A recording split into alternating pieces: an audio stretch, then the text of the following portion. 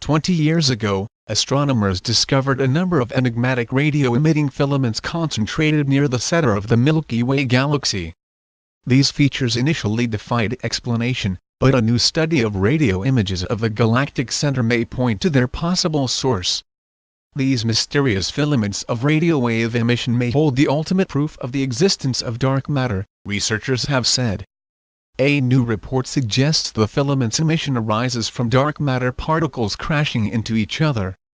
The filament's regions of high magnetic fields that emit radio waves of high frequency have been a mystery to astronomers since they were first discovered in the 1980s.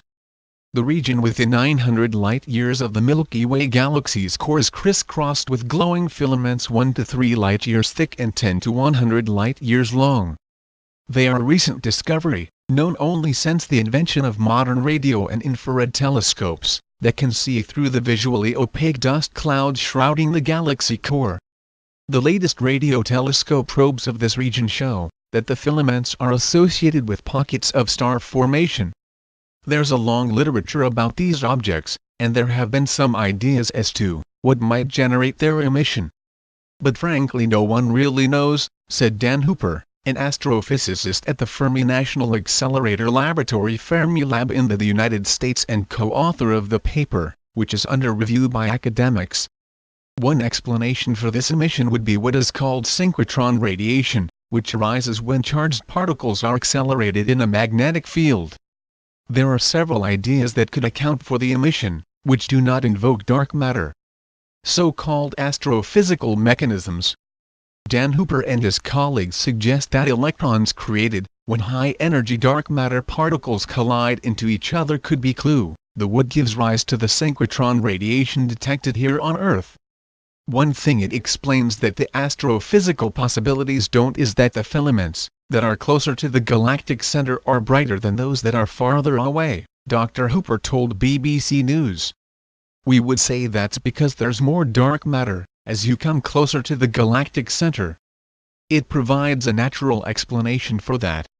In the model that the team has developed, the electrons in all the filaments that were studied should have a high energy, between 5 and 10 billion electron volts GeV.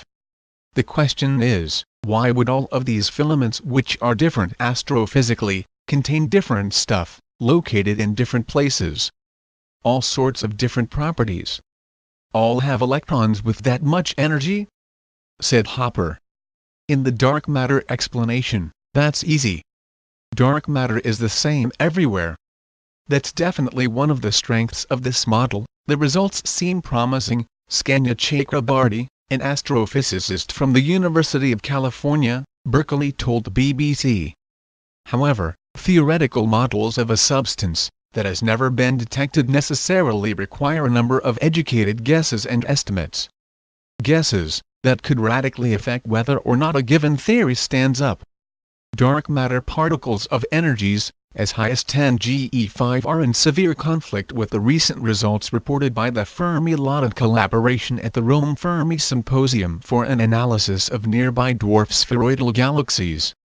The results from detections in underground experiments on Earth are also not widely agreed to point to a dark matter explanation, but Hooper said forthcoming results from the CREST experiment in Italy will lend further credence to his team's theory. Many of these filaments have only limited data available about them, said Dr. Hooper.